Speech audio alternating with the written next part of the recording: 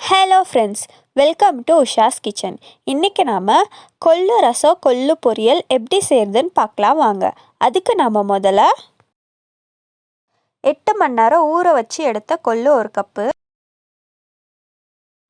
மிளகு 1 ஸ்பூன், சீரகம் 1 ஸ்பூன், 1 பூண்டு, 5 காஞ்ச மிளகா, கொஞ்சம் பெருங்காயம், 1 கொத்து கருவேப்பிலை, இதெல்லாம் சேர்த்து நல்லா அரைச்சி எடுத்துக்கலாம். சின்ன எலுமிச்சை சைஸ் அளவு புளி ஊற வச்சு எடுத்துக்கலாம். கொல்லை குக்கரில் போட்டு 6-7 விசில் விட்டு வேக வச்சு எடுத்துக்கலாம். 6-7 விசில் விட்டு எடுத்தாச்சு. இப்போ நம்ம இதை இறக்கிடலாம். இப்போது மிளகு, சீரகம், பூண்டு, கருவேப்பிலை எல்லாம் சேர்த்து மிக்சியில் போட்டு அரைச்சி எடுத்துக்கலாம்.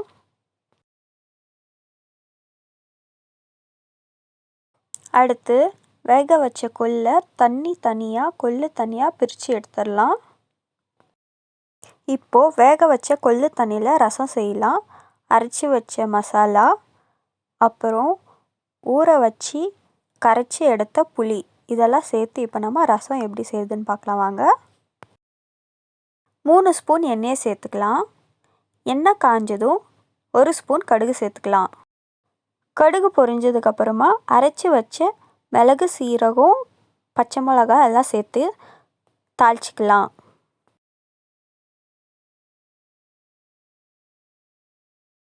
இப்போ இதை நல்லா வதக்கி எடுத்துக்கலாம்.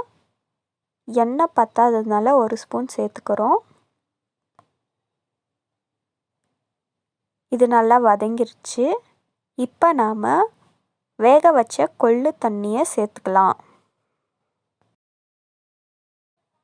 அடுத்து கரைச்சி வச்ச புளி தண்ணியை சேர்த்துக்கலாம்.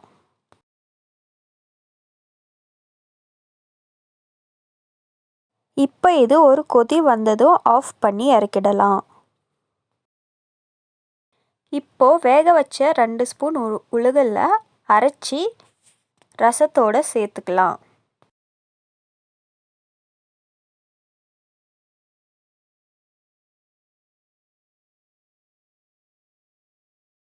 ரெண்டு ஸ்பூன் சால்ட் சேர்த்துக்கலாம்.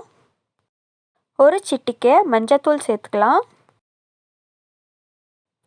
கொத்தமல்லியை கொஞ்சம் சேர்த்துக்கலாம்.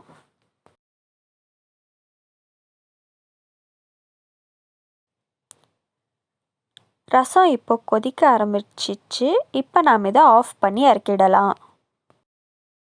அடுத்து கொள்ளு பொரியலுக்காக வேச்சு வச்ச கொள்ளு எடுத்துக்கலாம். 1 வெங்காயம், 1 காஞ்ச மிளகா, 1 கொத்து கருவேப்பிலை தாளிக்கிறதுக்காக எடுத்துக்கலாம்.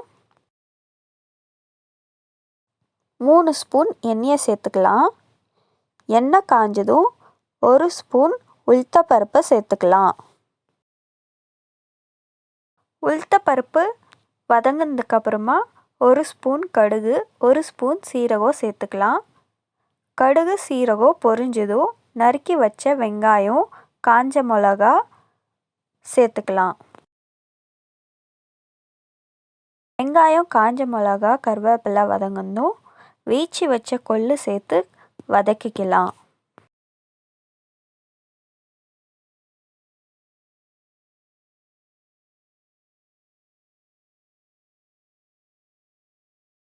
அடுத்து நறுக்கி வச்ச கொத்தமல்லியை சேர்த்து கலக்கி விட்டுக்கலாம்.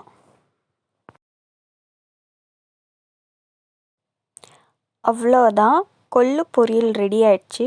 இப்போ நாம் இதை ஆஃப் பண்ணி இறக்கிடலாம்.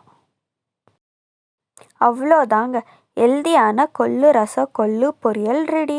இந்த வீடியோ உங்களுக்கு பிடிச்சிருந்தா லைக் பண்ணுங்கள், ஷேர் பண்ணுங்கள், கமெண்ட் பண்ணுங்கள். மறக்காமல் உஷாஸ் கிச்சன் சேனலை சப்ஸ்கிரைப் பண்ணிக்கோங்க. தேங்க்யூ ஃபார் வாட்சிங்.